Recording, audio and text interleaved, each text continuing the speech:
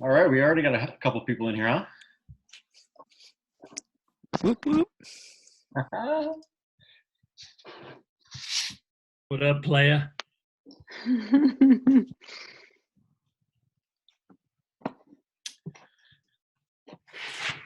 All right, looks like we have 10 people. We got like 63-ish or something signed up. So we'll probably just wait for some people to show up. What do you think a quorum is? 20 people online? 30 people online? We got to give them a few minutes to show up too. Like, Yeah.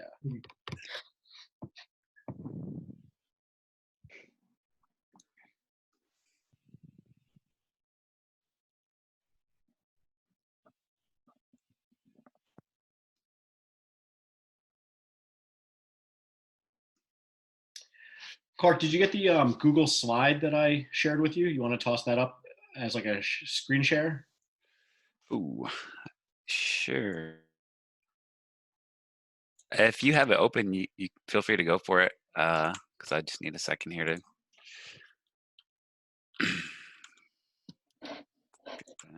I do, actually.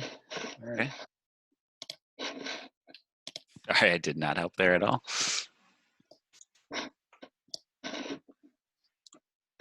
Woo! Mhm.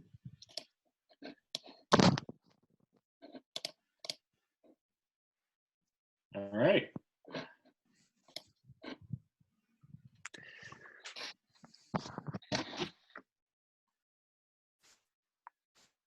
Need some intro music. I didn't think of that. Oh, that's a good point. That's a good point for the next one. Yeah. Why wait for the next one? Even you can do it now. What do you got, Yulia? Yeah, you guys. How can we You- set you don't- something up? You don't want to listen to what I listen. DJ Peshkova on the ones and twos. I found this playlist from Ozark, which is pretty good if anybody's into that show. Oh yeah. Yeah, it's awesome. We got 2 minutes into the season, whatever the latest season, Yeah. right where a guy stabbed somebody through the hand, and our daughter came running up the stairs. Oh no! Turned it off, and we're like, all right, great. We'll have to watch that in like 5 years. There's another good show on Amazon, Hunters with Al Pacino. We had to stop watching that after 10 minutes into episode 1. Like, these are not child safe shows, and like the scenes just sneak up on you like immediately, and we're like, oh gosh, oh, and then she's in the room. We're like, oh my gosh. So yeah.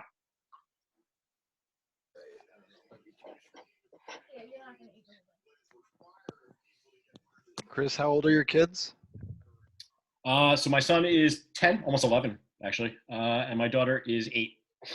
All right, good ages, but definitely not, probably not old enough for some of those scenes. No. And my son, his head hits the pillow, he's out. But my daughter doesn't like to sleep, so it just makes it hard. We watched Game of Thrones last summer, and literally locked ourselves in our bedroom, and then had her knocking on the door like 100 times because we got into like 5 minutes into episode 1 of season 1. And we're like, oh, I guess we can't watch this show. It's just, Yep, they're supposed to go to bed, but they just don't go to bed. I understand.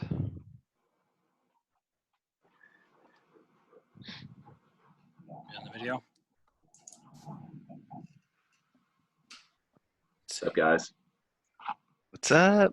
Hey, what's going on, Brian? If we're going to do just like a casual conversation, could we do the Brady Bunch view instead of the screen share? I don't know. Clark, can you set that? I think it's up to each person, if I'm not mistaken. If you end the screen share, then we can each do it individually. It's just the splash. I can only see like 6 people at the top instead of everybody, and I want to see everybody. I think if you go to gallery view. There we go. Perfect. Hi, everybody. Hey, Simon. And you can change it in preferences. It goes from like 20 to 48, something like that. Oh, wow. That's pretty cool. Yeah. Who are these people that don't have video on? I don't understand. Ah. I had my video. This is Miriam. I had my video on all day, and I literally just crammed in a workout between working and being on this. And I'm being very vain, and I don't want to see you all see me all sweaty and gross. So that's why I have just my name showing. Well, welcome, Miriam. I know you and I have met a few times in person, but welcome to Sharatoga Tech Talks. Thanks. There really is something weird about just being on Zoom all day. It's got its own flavor of exhaustion. And that's my life. I mean, I'm always in meetings, so my meetings are literally this all day. So you've seen my picture enough all over the place. You know what I look like. Oh, you want to see the real you, though? No, I don't even want to see the real me. Let's see non-perfect hair. If I'm unmuted, can anyone hear music? I'm playing something on Twitch. Nope. Nope, nothing. Wait, Chris, are you A little bit of background. Are you side streaming this on Twitch? Yeah, one of the product managers I work with is a DJ on the side. So like on Friday nights, he spins up a Twitch stream. Anyway, I'm playing the one from last Friday. Oh, I was going to say, and also Tuesday nights? Yeah, it's like that. We lost track of the days of the week by now. Tuesday's the new Friday. Yeah, that's right. Wow, Chris, look at that little growth there. Oh, you like us? Yeah, this is what happens on quarantine. It's just it was 5 o'clock shadow before quarantine, and it just Little growth. Hi, Megan and Susan. Hey, how are you, Miriam? I just finished showing your video. Anthony's about to hop on too. We just finished our meeting with UAlbany students. So Sweet.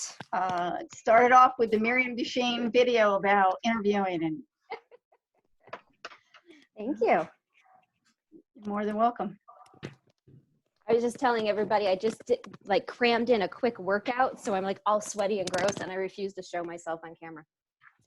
Actually, after just having finished that, I'm going to go up and get an adult beverage because That sounds good. Oh, I forgot mine. All right, actually, so beverage break. Everyone take a quick break. Well, I think we'll get started in 2 minutes. I forgot mine. All right, done.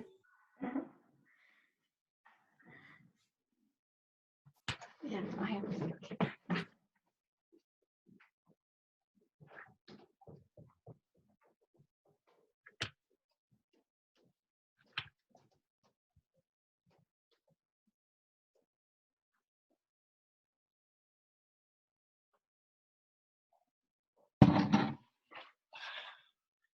Clark, can you see? Nice mug. Nice Pilsner glass. Hey, Clark. Yo. How's everybody doing? Great. How are you, Anthony? Very good, very good. Mark, what are you drinking there? Oh, I'm on a 3-week cleanse, so I'm drinking seltzer. Oh, Clark. Yeah, I know. It's like cleanse during quarantine. I try to do a Still, 3-day man, cleanse. Like Monday through Wednesday is like my 3-day cleanse, and then after that, that's it. That's all I can. Yeah, I'm also on a 3-day-a-week keep it clean schedule. I saw something online today that said we're going to need 2 weeks notice before we go back to normal because we're going to need to lose 10 pounds, cut our hair, and stop drinking at 9 a.m. And I'm not that bad. I'm definitely not that bad. But 3 o'clock, yeah, I'm not ashamed to admit it. Do you have to get all 3 of those, or can you get 2 out of 3?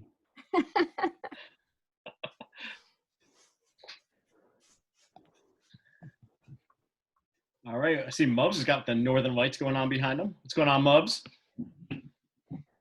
Doing good. I don't have anything on the wall right behind me, so I figured I'd add some stuff to it instead. Some nice ambiance. It's all right, Mubs. I've been relegated to the basement. So. Well, that's where I normally work anyway. But it's nice to imagine that we're outside.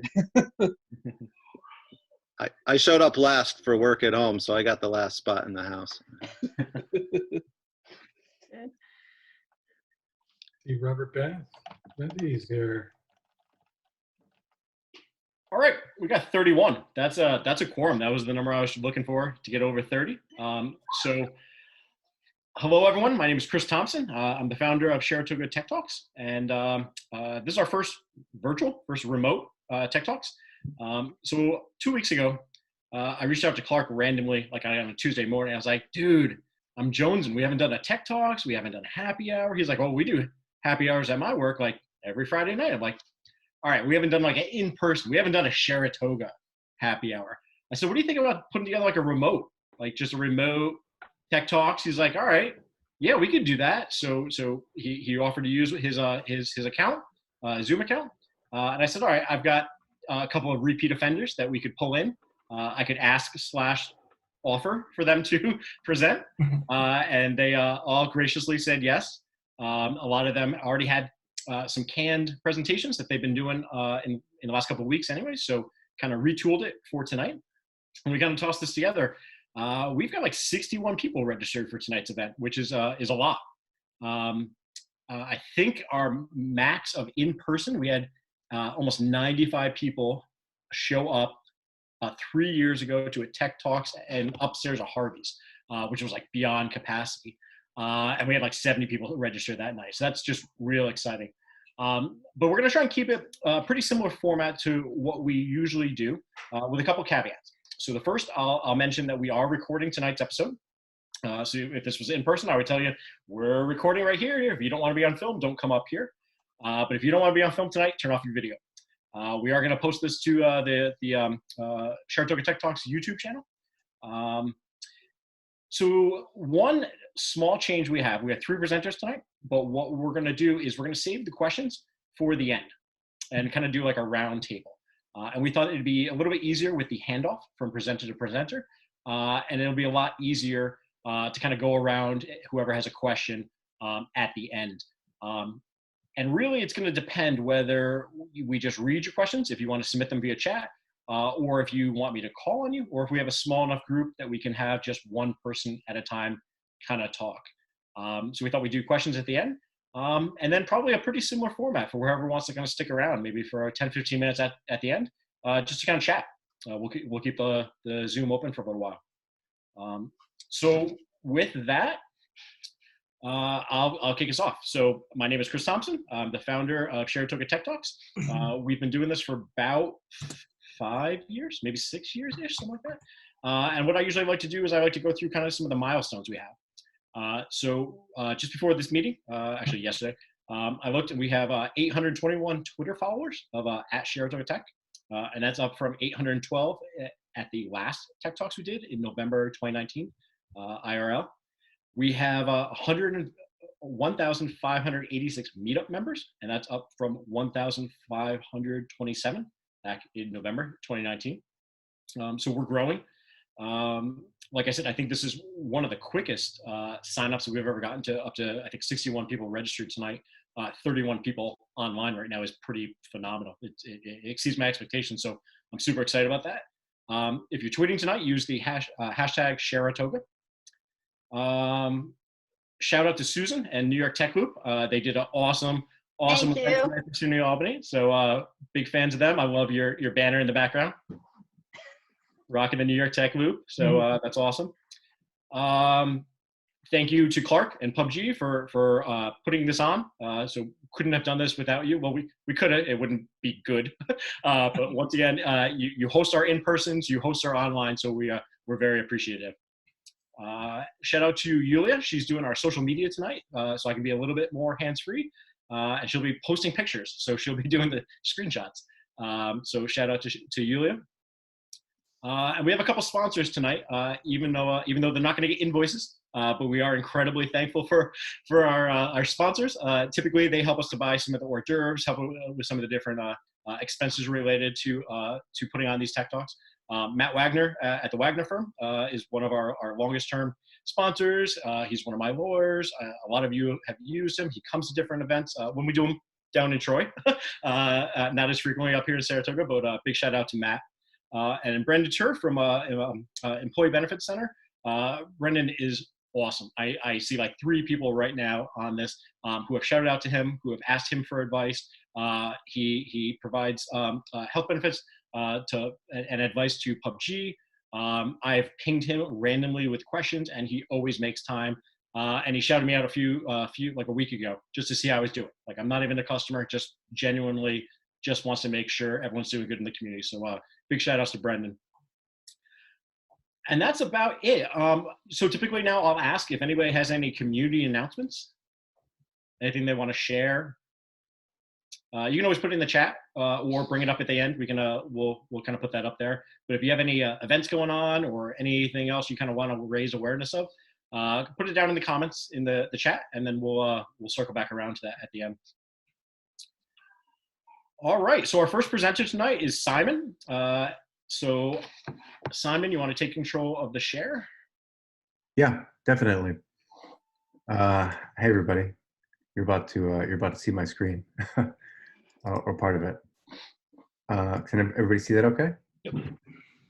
I'm running a different laptop than I usually am, so I've got to kind of move things around here. Okay, cool, awesome. So you should be able to see this. I can see some of you. Awesome. Can you hear me? Okay. My normal microphone is. I don't have like the mixer and everything hooked up. Yeah, we can hear you good. All right, awesome. Thank you. Okay, so let's do it. Let's kick this off. Remote Sharatoga. You love to see it. We're all separate, but I guess we can be together in meaningful ways. I miss everybody. Tom, I miss running into you at Takero. Chris, I'm really glad that we were able to align our quarantine facial hair to add up to one actual beard. Cool. So I know some of y'all know me and some of y'all don't. I'll do the quick intro. My name's Simon Outerkirk. I'm the director of data and analytics for WordPress.com. That's a website that helps you build websites. I'm really big on sort of the open source community. And one of the most noteworthy things, one of the things that people get kind of excited about, is the company that owns WordPress.com. It's a company called Automatic. My employer is one of the biggest fully remote organizations, and always has been. Like, I guess all organizations are fully remote now. 8 weeks ago, it was fully remote. So this isn't sort of brand new for us. We've been fully remote for almost 15 years. We're between 12 and 1,400 employees right now, depending on kind of how you count. So pretty sizable. And in this sort of leadership role that I've been in for the last little while, one of the things that I've kind of had to learn how to do and have really spent a lot of time working on is hiring people in this fully remote environment. And it seems like probably some other folks are probably starting to think about this too. And it's something I've been talking to other groups about in a sort of similar way via Zoom, everybody's favorite app in 2020. So let me kind of share what we do at Automatic and sort of what works for us and sort of what hasn't worked that well for us. And maybe you can take something away from it. Or maybe you can ask me a question that'll help me get better at it. Either of those are actually really, really great outcomes, in my opinion. That's my website, s12k.com. And of course, my Twitter handle, which you will never remember. It's impossible to spell. Okay, so we hire remotely. It's the only way that we hire at Automatic.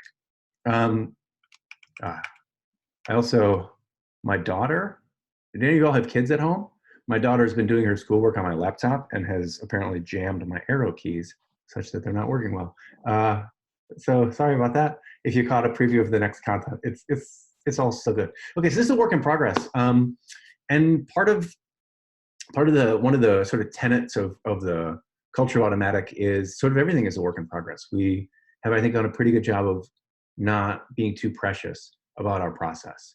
And I think especially in this kind of unpredictable time when so many organizations are really suddenly remote in ways they weren't expecting to be, you've kind of got to offer yourself some grace. You've got to recognize that your process is a work in process and a work in progress as well. And in that way, like, just because we've been doing it for a while doesn't mean that we're doing it perfectly, but we've been doing it a little bit longer than most folks. So that is the sort of position from which I'm starting here. So we're hiring remotely, and now you are too. And there are some pros and cons to sort of hiring in this way. And when I say hiring in this way, I mean, at Automatic, I hired the newest member of my team that I hired from the outside. I have yet to meet her, and she started full-time in January. And I did not see her face until probably mid-January, until the first like division-wide video call. The entire hiring process, as well as our trial process, is done entirely via our internal tooling, as well as Slack.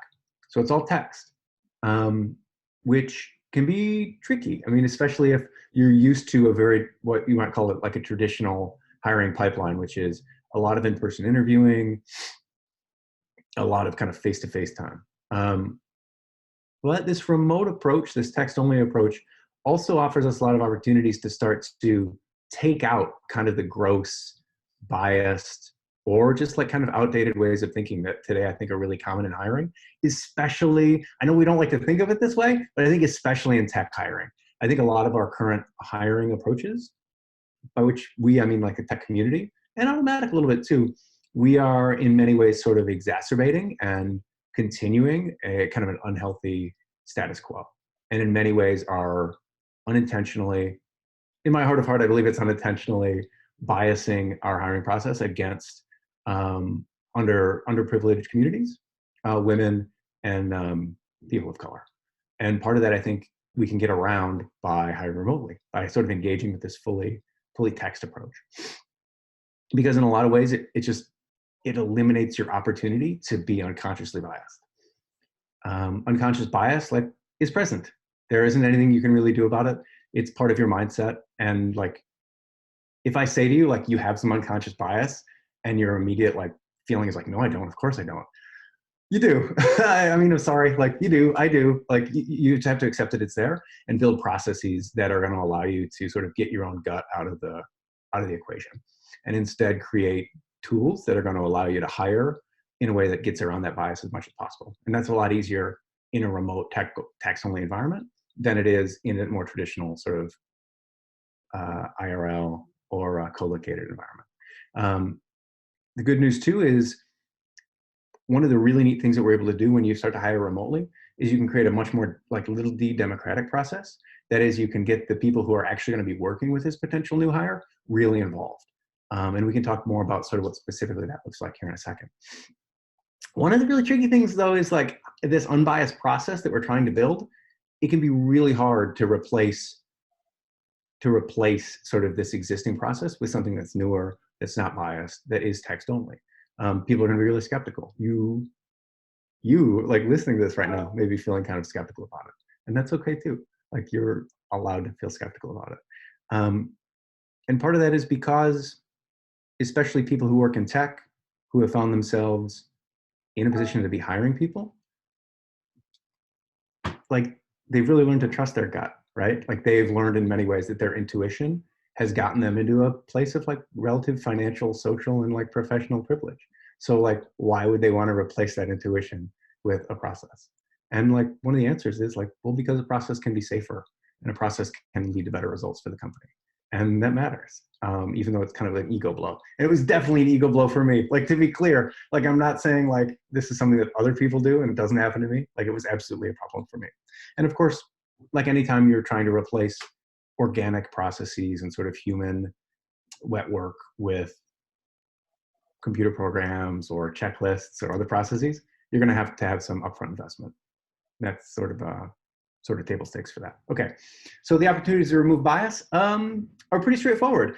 You don't know what someone's accent is. You don't know what their voice sounds like. You don't know whether they walk on two legs or if they're rolling around in a wheelchair. You don't know what they look like. You don't know what they sound like. You don't know what their gender pronouns are.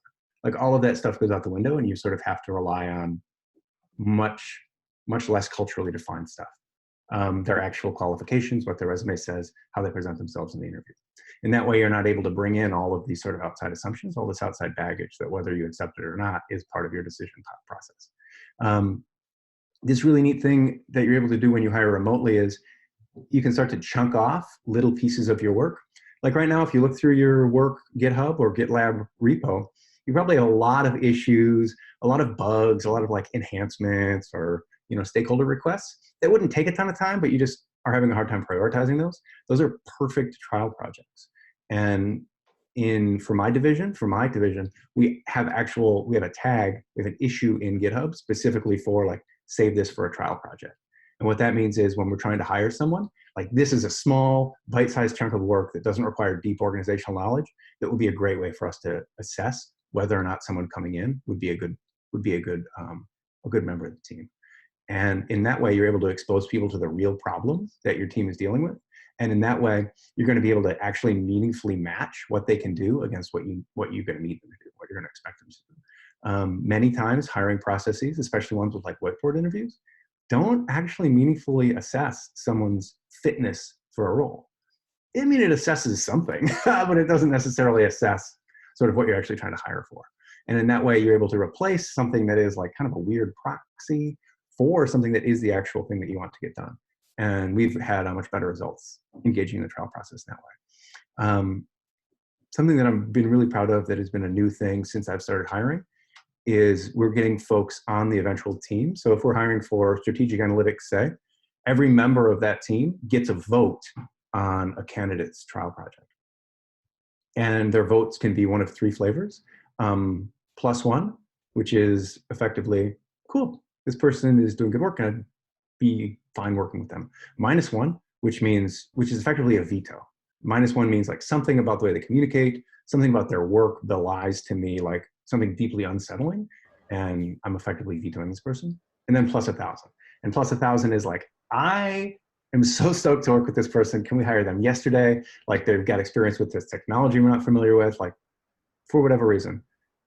And in order to go from a successful trial to being hired, you have to have no -1s and at least 1 +1,000. And in that way, the hiring process becomes much more little d democratic.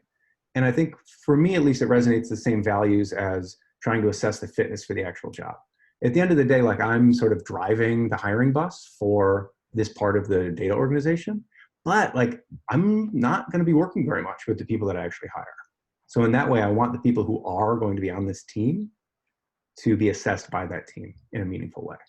And again, the reasoning behind that is the end goal is to create the most value for the organization. And the way that you do that is by making sure that someone can do the job well and can do the job well with the team that you're trying to place them in. The tough parts are people mostly don't see their own biases and their own intuitions as problematic. And in that way, they're not going to be motivated to build a process to get away from them. And the second part is you've got to start to replace that. You've got to start to build rubrics such that when anyone on your team who's assessing resumes looks at a resume, they now have a checklist to put next to it and say like, okay, do they talk about SQL? Do they mention window functions? Like, do they use a language from the job description? That sort of thing. And it can feel a bit robotic, but it does assure at least consistent assessment. And that's the kind of thing that we're constantly working on. I think for every round of hiring, like the rubric has changed and improved, hopefully. Really interestingly, something that I'm not prepared to talk about in depth, but really want to talk to someone about, if anyone else has had this experience and wants to discuss it, is I'm starting to see sort of bias emerge in ways that I wouldn't expect. So at Automatic, our like Slack approach is lots of rapid fire short sentences. Kind of my speaking style too, as it turns out. Which is to say, like if I'm chatting with one of you on Slack, I'll like do a quick sentence, press enter, send, right? So it ends up being this sort of like long string of conversations. And often in interviews, folks will come in for the interview into our Slack, and they'll just be like typing. And if any of y'all have experience with Slack, you know it comes up at the bottom, right? It says like, so-and-so is typing, they're typing, they're typing, they're typing, they're typing, they're still typing, they're typing, they're typing. And then it's just like 3 or 4 paragraphs. And I can feel in my own heart like some annoyance at this approach, but how could they know, right? There's no way that they could know. And so in that way, it's like, oh, there's this whole like extra layer, this new dimension of sort of cultural expectations that I have to like address in myself, I guess, which actually means we've got to find a way to build a process to sort of eliminate that. So again, I'm not prepared to address that in much depth, but I really want to talk about it if anybody has the solution or has something interesting to say about it. And again, it requires upfront work. And if your organization like isn't growing that fast, it's going to be hard to really justify doing that investment. But if you're in like a fast growing organization, like if you're in like a 2x organization and you're going to double in size next year, you need to start building these tools now if you want them to work and you want them to be good. And you should, right? Like this is the time, because next year you're going to be a year behind. There's lots of tooling and stuff that can help with that too. And if you have any questions, I'm obviously happy to help with that. So here's what our process is. I've talked about it sort of a little bit abstractly, like here's literally how it works and what our current drop-off rates are at each given step. Can you all see my cursor? Yep. Yeah, cool. So typically, someone applies, we get their application, and then we assess the application. And at this stage, only about 30% of people come through. So again, to be clear, this chart that I'm showing you here and these numbers, these approximated numbers, are specifically for the data organization at Automatic. I don't do any hiring for software engineers or accountants or happiness engineers. Like this is just data folks, which I think is why we have this 70% drop-off number.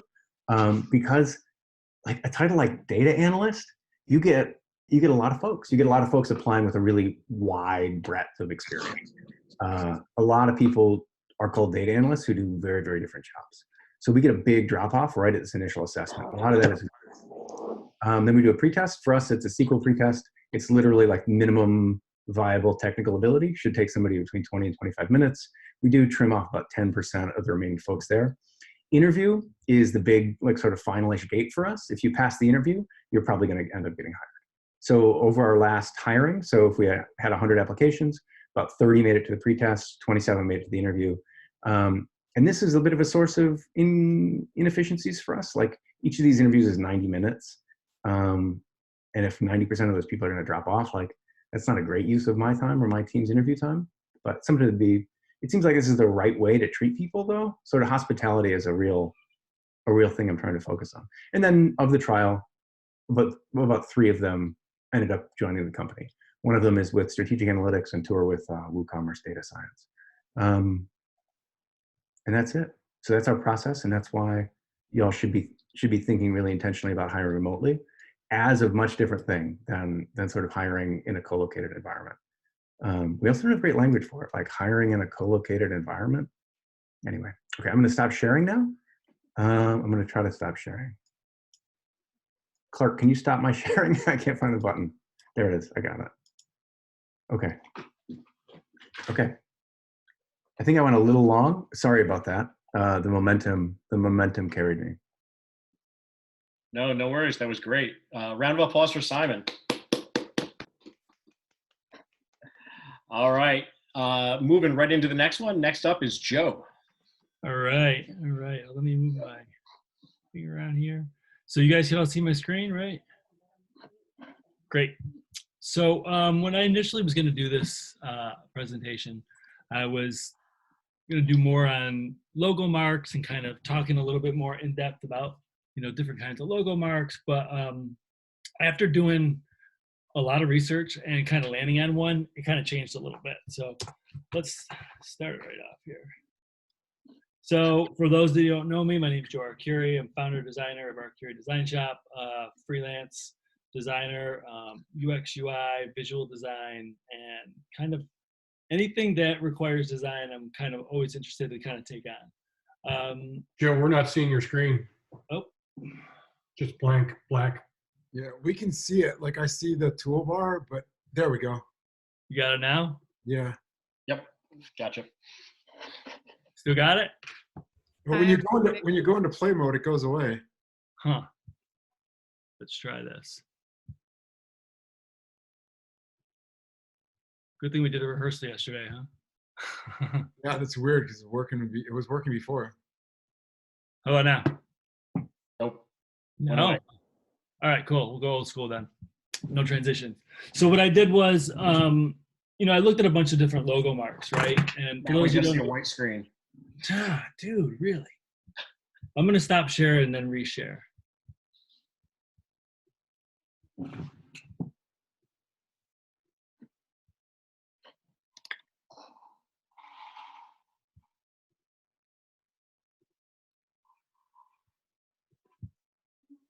How about now, guys? Good? Yep. Still good?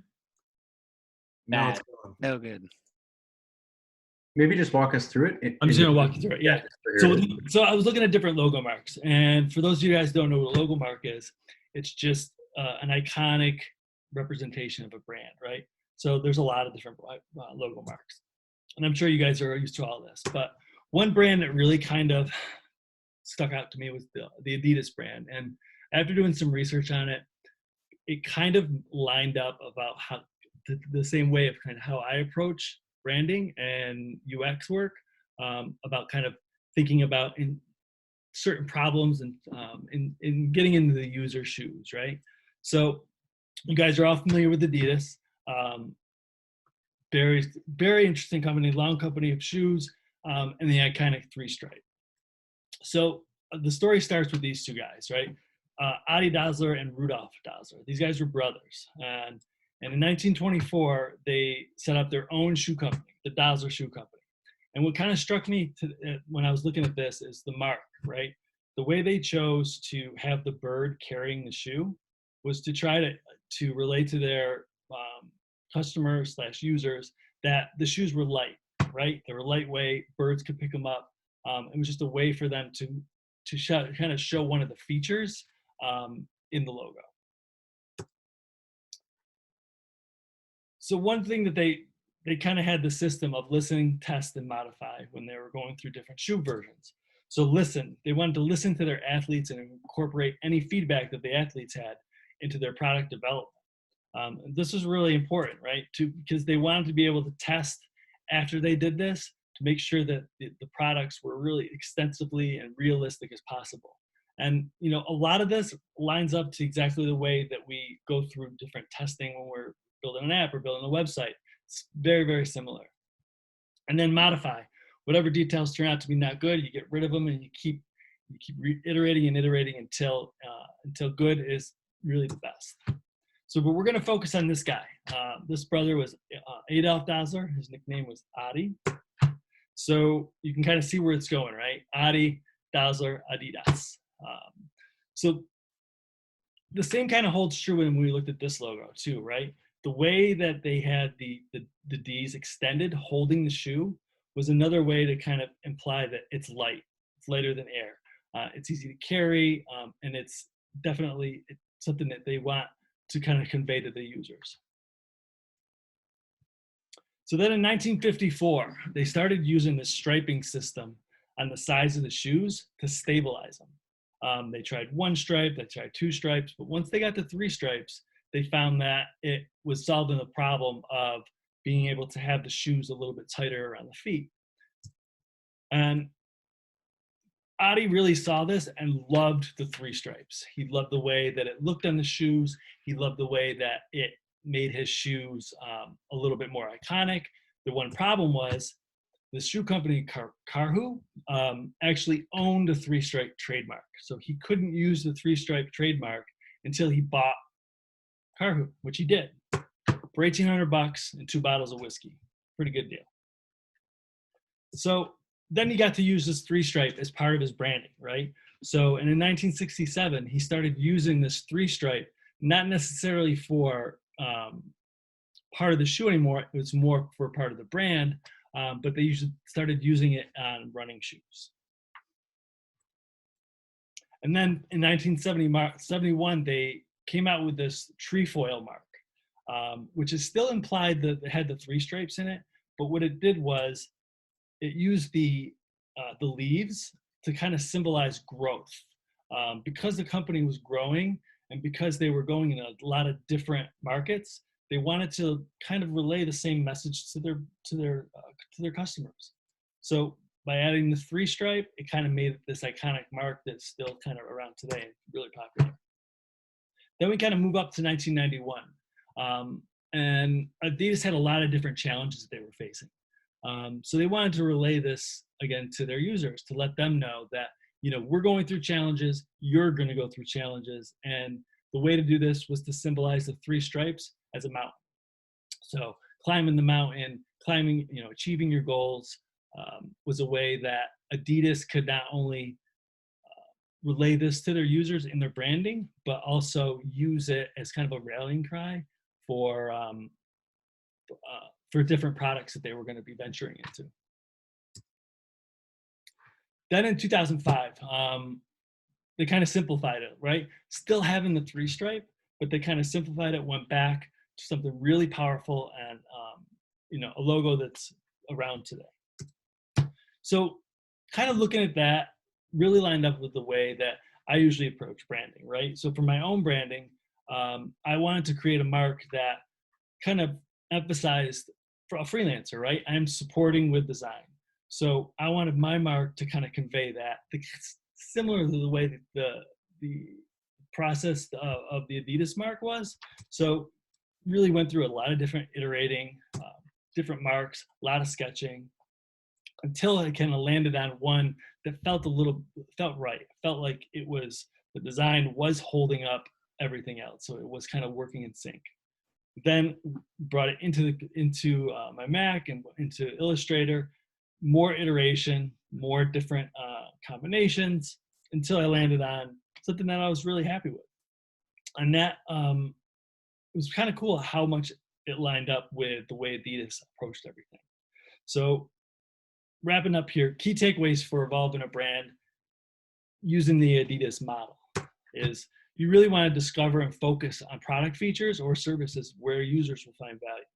Even if you're just launching, find something that's really gonna stand out and users are gonna gravitate to. And is there a way to kind of make that a really key part of your brand? Just like Dazzler and Adidas, the first Adidas logo, where they wanted to convey a part of the shoe that being light, being fast, came across in their branding. Then to convey the brand values and company direction. So this is kind of like as part of an evolving brand, right?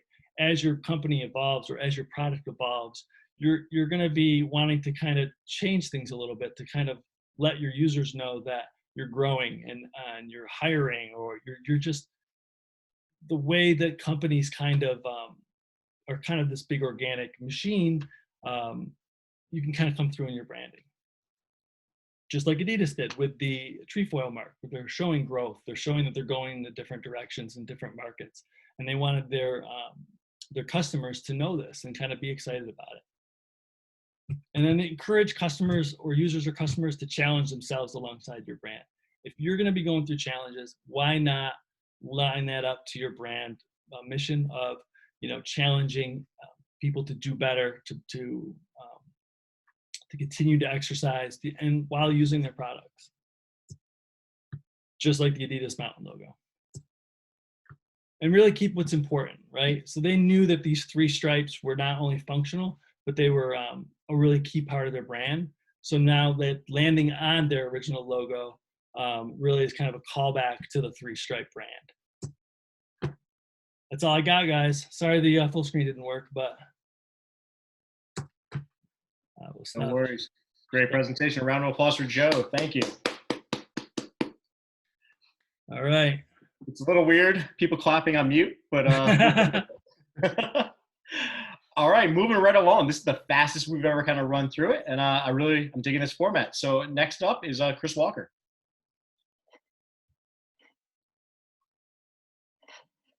Oh, let's see, which way? All right, everyone can see that. Let's see if this will go on presenter mode. There we go. Should be a gigantic, ominous Death Star. Is that right? You're not sharing your screen yet. There we go. One more button to hit. How's that? Oh, that's ominous. All right. Thanks, Simon. So my name is Chris Walker. I work for the Walt Disney Company. I'm one of the principal engineers for our streaming products, primarily one of the video playback engineers for the Disney Plus product. So I wanted to talk about how great distributed teams do great work. So a little bit of history about that. I've always worked with distributed teams in one way or another, whether it was with an agency that was working with customers that were distributed, or whether I've been working from a home office. It's kind of been most of my career in technology has been distributed. But when I got to the team that was tasked with building the Disney Plus streaming service, things seemed to change pretty significantly. It was one of the largest remote teams I had ever worked for. tasked with one of the more high risk things you could imagine a team being tasked with. The Walt Disney Company kind of riding their hopes and dreams on being able to successfully stream content. So that was a really interesting time. That started about 2 years ago. And what really impressed me was how good that team was at doing it. So the team that built Disney Plus and works on it and has been growing throughout the whole time is about 50% distributed and about 50% in our offices. But even when we're in offices, we are distributed in a big way. It's very, very rare that you find two people on the same team who work in the same building, let alone anywhere close to each other where they can chat.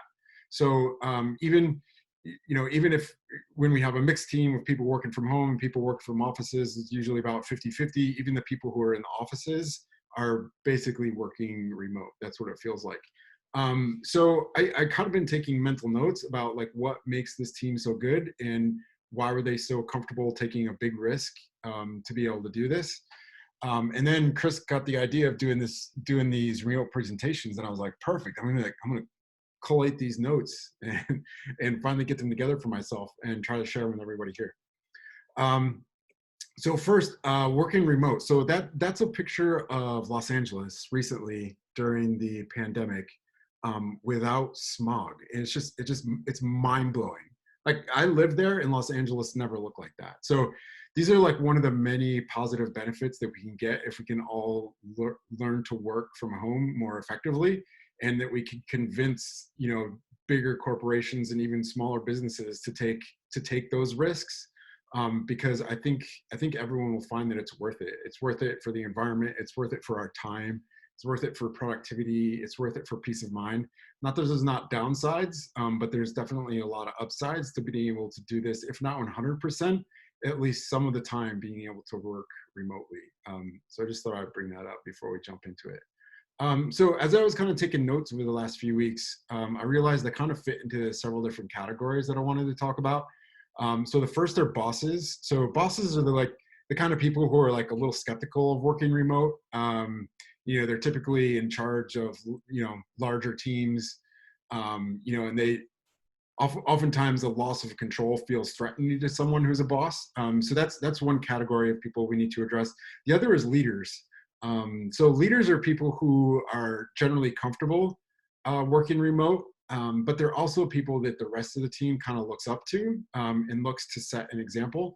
And then there's apprentices, and those are folks that may be either new to the company or new to working remote. They're not sure of the etiquette. Simon was talking about this earlier, where someone's typing and typing and typing, and then all of a sudden 5 paragraphs spew out. So those are people who just aren't used to the flow of working remote. So I wanted to kind of separate all the pointers about working remote into those 3 buckets, and hopefully give everyone something they can take away from it. So I think the first thing that kind of goes into all those buckets is maturity. And that means from everyone. So a lot of times people who are bosses or leaders think that they're already mature and they already have a lot of experience. So they kind of may want to tune out this part, but the thing is like everyone needs to show a very high level of good judgment and maturity. But unfortunately, good judgment comes from experience, and even more unfortunately, experience comes from having poor judgment, right? So we have to make mistakes to get better. So when you're working remote, some of those mistakes are embarrassing, like when to have your camera on, when to have it off, when it's okay to curse during a meeting, when it's not, who's an executive and who's not. And then there's just mistakes like, you'll realize eventually if you're apprentice to remote work that typing in 3 paragraphs at a time into Slack is not general good practice. Like eventually those sorts of things will just kind of come to you. But in order to do great work as a remote team, it takes experience. And that's not always easy to achieve, especially for organizations and teams that are just starting to do it. It's definitely a big step and feels really risky.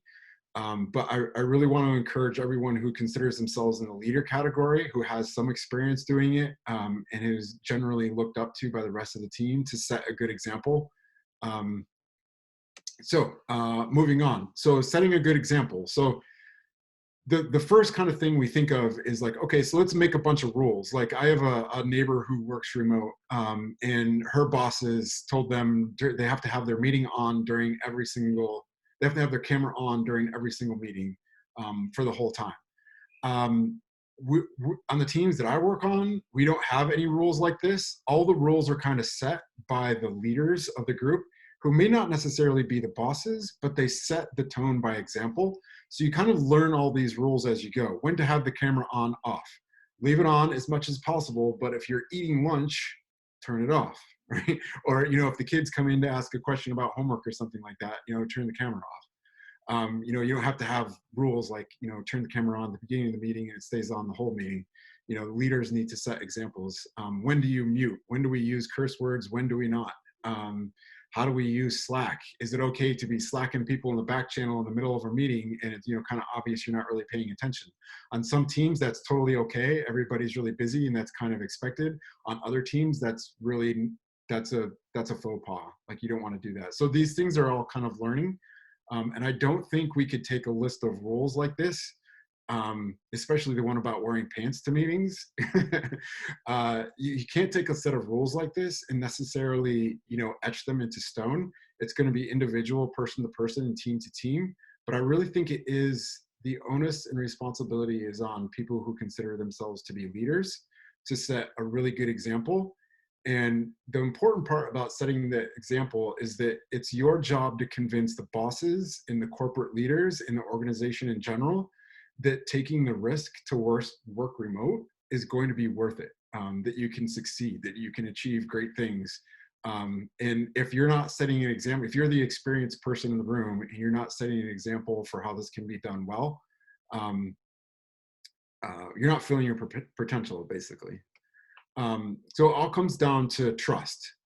So working remote successfully comes down to a lot of trust between individuals, not just leaders and apprentices and not just bosses, but everyone. You have to trust that, everyone else is getting their work done, right? No one wants to work on a team where, you have some doubts about that one person or these 5 people or that team. Our team is amazing, but that team over there, I know they're just slacking off, right? So building that trust, unfortunately, that sort of trust comes from the top down. So it really depends on how your upper management handles it. If you're in a small organization, hopefully you're fortunate enough to have, management, that well and that you trust already. If you're in a large organization, hopefully they're open to new ideas, and the people who are leaders within the various different groups can kind of convince executives to have more trust with the teams in general. But without that trust, remote work is really difficult to do. So it's super, super important. But like I said earlier, not everything is clear skies over Los Angeles. There's definitely some downsides that we need to get past with remote work. And this is a far from complete list. I tried to jot down a few things that came quickly to mind. One of the things that really bothers me is there's no work hours. I know that's difficult for my family. I get on early in the morning so I can focus, but then I may find myself getting back on at 9 or 10 o'clock at night so I can talk to people in Asia. So it's just like trying to work around a schedule like that, where there's no commute home, there's no walk home, there's no drive home. One of the things that I found that helped me is just, go for a walk around the block, or just get away from the computer and do something else instead of just waiting until someone's like, hey, it's time to eat dinner. And then I can't transition between work and family. And also being socially isolated really stinks. And fortunately for the remote work that I've done, I've always been able to get together with them, once a quarter, once a month, a couple times a year. And usually, since we don't get together that often, we go out and we have a lot of fun. We work hard, we play hard, and it's really nice to get to know people that way. The pandemic quarantine has kind of really stuck it that the downside of remote work is that isolation, it really does stink. It's not a fun situation. Knowing that despite the fact that you get together once in a while, you don't know when the next time you will actually be able to see each other. So that's definitely tough. That's a downside that every remote worker has to deal with. So I don't have any answers to that. So be open to questions and discussion about it. And missing out on the really interesting conversations that happen in the hallways, that's always tough. I really enjoy the time that I spend in our New York office or our Los Angeles or San Francisco offices. I don't get a lot of work done, but that's because we're having a lot of really interesting hallway conversations. I learn about people's personal lives, is the things that they're interested in, as well as we just get to chat about work in a way that you just can't do over Slack. So when we're able to, we're not now obviously, but when we're able to, getting together with your remote team as much as you can is really, really cool. Part of the team that I work on, 3 of them work in Denver. And until the pandemic hit, they got together every month. They didn't work with each other directly within the company, but they knew they all lived in Denver and they would just get together and go out for a happy hour. And I think that's really cool. That's a really great idea.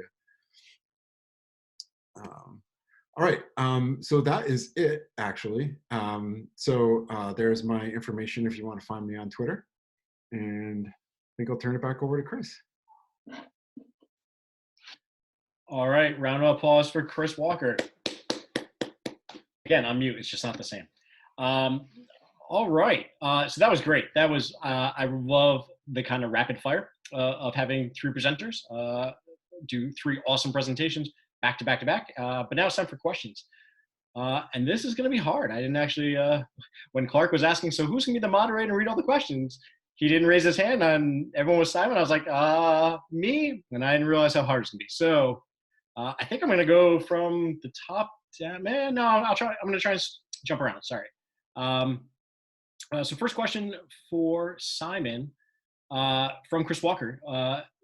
Was there an explicit decision to limit initial interviews to text-based tools versus video conferencing? Yeah, for sure. First of all, great question, Chris. Thank you so much. Just such a good question. Also, great presentation, y'all. Thank you, Joe. Thank you, Chris. And of course, Clark and other Chris. So our work is done in text format. And in order to assess someone's ability to do that work, unless their job is by and large like dependent upon being able to communicate well verbally on their feet, sometimes for questions they're not prepared for, which is a skill set, right? You can imagine like our M&A folks ought to interview on camera, right? Because that's going to be a part of their ability to perform. But like whether or not you can like be pithy and like look nice on a camera interview has like really little to do with how well your like ETL code is going to run, and whether or not you're willing to put up with like me asking you 100 questions about Kimball's modeling, right? And it's also, I mean, this is a terrible reason and shouldn't ever be the reason for anything, but it's also sort of the way that it's always been done in automatic.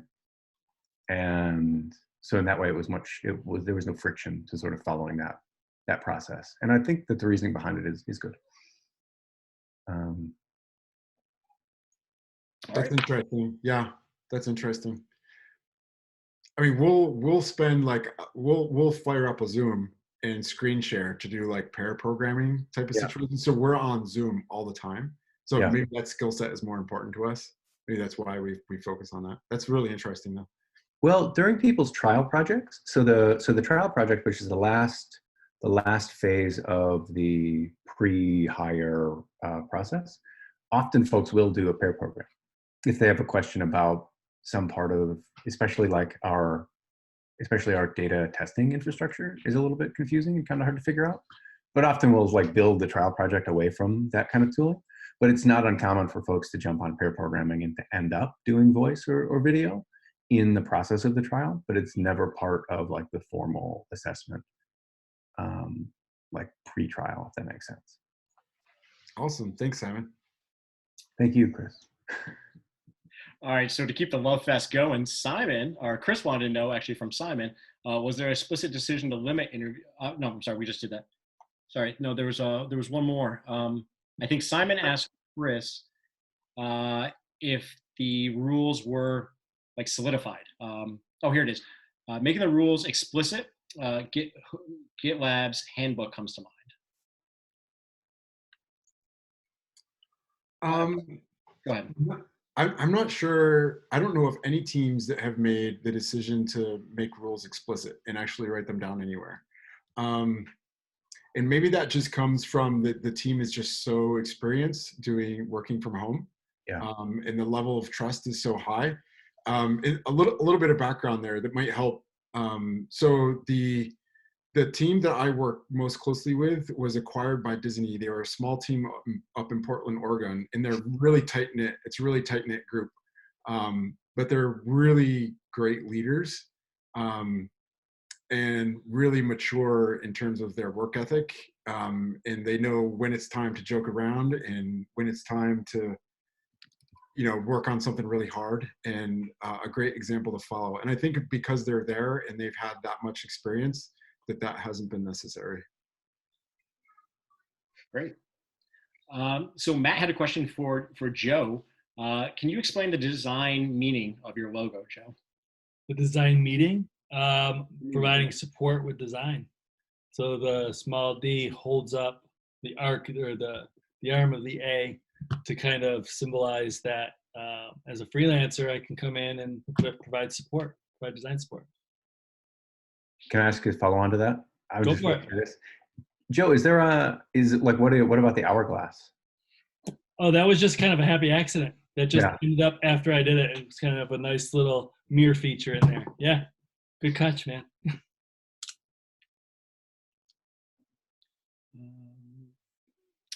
So John has a question for Simon. Do you have much customer-facing interaction with your clients? So I'm gonna do the thing that every data analysis person does and say, like, well, it depends on how you define your terms. Like the customers out in the world who like pay $99 a year for hosting and like domain registration, I and my team don't have a lot of exposure to. Our customers effectively are like product marketing, C-suite, the sort of internal customers in that way. And I have a lot of like customer-facing time with them. Yeah, but very little. Like our tooling is pretty much exclusively internal-facing. Although we are looking into ways to like how do we make our excellent internal like analytics solutions something that we can then pass on to our customers for their websites. But that's, I mean, I don't know. That's a hard question. I don't have a good answer to it. Is there a follow-up to that? Yeah. I only ask because, specifically you guys mentioned taking the video component out of the interview process. And that's actually something that we've put explicitly in our interview process, primarily because all of our interactions are really customer facing. We need to make sure that not only do you have the technical skills to be able to complete the work, but you have the presentation aspect to be able to actually speak with clients and be client facing. So that's where that question kind of derived from. So how to answer that question? So the reason that for me and for my team, in my opinion, text-based communication is so much more important is sort of grounded in two facts. The first fact is, in my opinion, in large, global, fully remote organizations, you must default to asynchronous communication as much as possible because it's searchable. It is easy to sort of communicate to many people across many time zones over a long period of time. It's equally digestible for people who maybe aren't speaking English as a first language, of which I have like on my team, I have people like that. Whereas if you're trying to communicate in video, many times it's more challenging for them or they're unable to express themselves in the way that they would really like to.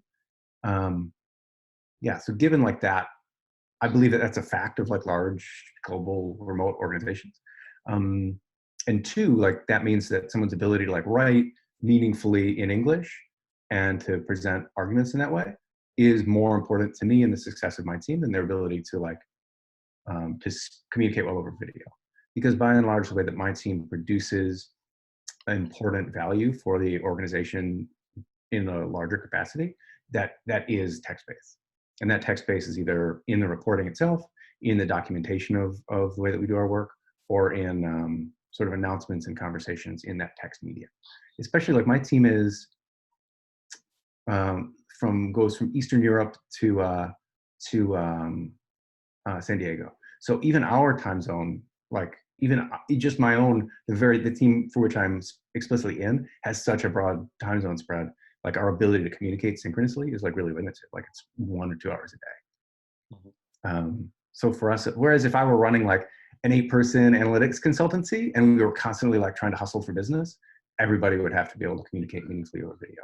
You know what I mean? It sort of is in a little bit, it's form following function in that way. Does that make sense? Okay, cool. All right. So Tom had a question for Chris, and I'm going to kind of paraphrase it, but basically, the question is, have you thought about having kind of dedicated times, maybe multiple times a week, just to have like water cooler time? Like I'm guessing with the team, like set like his example was like Monday at 9 a.m., Friday at 3 p.m. or something like that. Just have set times that are just like 10 minutes of just small talk. Yeah, on Friday afternoons just recently. So last Friday was our third one. We're having like themed like happy hours. So last week was a sports bar. The week before that was a tiki bar. Anyway, so we change our Zoom background and just talk about anything and everything that comes up. So that's a lot of fun, and I think that's helped a lot. That's something that we weren't doing before, and I hope we'll continue doing it. So kind of as a segue, so that's actually something Clark was asking, Joe was asking, like, what if we did a Sharatoga happy hour, which essentially I think is this right here. So maybe that's something we'll schedule in a few weeks. Maybe that would actually be kind of fun. I don't know. Maybe we'll have themes. Chris, can I jump in real quick? Absolutely. Well, a friend of mine set up at their agency a Discord channel. So one of the things that when I used to work at the agency, we would kind of all chit chat while we were working in the same shared space. This way they still can, because of the way Discord's set up, and it's kind of nice. I'll drop in there once in a while just to touch base with everybody, but it's being it just straight up audio. It's kind of a different experience than having to be kind of on, so to speak, when you're on video. A little bit more casual, kind of like the water cooler thing you were talking about. That's really interesting. Yeah. Being audio only kind of changes it. Yeah. In a good way. I was a little skeptical at first, but then once I just jumped in, and it's kind of cool. Yeah.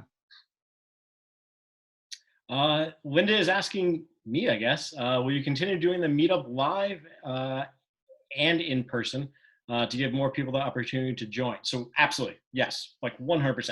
Soon as quarantine is over, we will definitely be back. The caveat there is we take the summer off. So Saratoga, being the summer place to be, gets too crazy. You can't do it. And everyone's traveling. So usually we take, was it like July and August off. So probably the last meetup I would do would be June, I guess. And I've got a wild guess that we're going to do one of these Tech Talks again in May. We may or may not be quarantined. I'm probably not going to go out in public in May, but we'll see. But I think we're definitely going to do a happy hour now that we've kind of demoed this a little bit. But yeah, that's a good question. I love doing the in-person because I love, the expression creative collisions. Part of the reason I started this was I wanted to hear people do tech talks in our area. And I wanted to meet other people that were working remote, like I was working remote from Saratoga. And I've met a lot of great people. I've got a couple co-founders here on this call that I met at meetups. And I really wouldn't have gotten that opportunity. I'm looking around, I've met the majority of you at a meetup for the first time. And really, I think there's no replacing it. So I think that is awesome team building. I think it's great to kind of run into each other. Nothing bonds quite over drinks and wings, which is the part of happy hour I'm missing right about now. So no, great question. Any other questions, or is anything I missed? I'm trying to scroll up here as much as I can. Any other questions for Joe, Chris, Simon? Questions for Clark and Yulia, who are assisting us?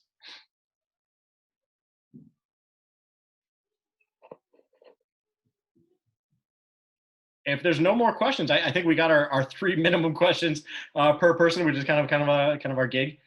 So round of applause to all the presenters today. I really appreciate it. And anyone that wants to stick around for a little while, I've got, I can stick around for like 20 more minutes before I gotta put kids to bed. But otherwise, appreciate everybody. We're probably gonna stop the recording now. So everything else is off the record.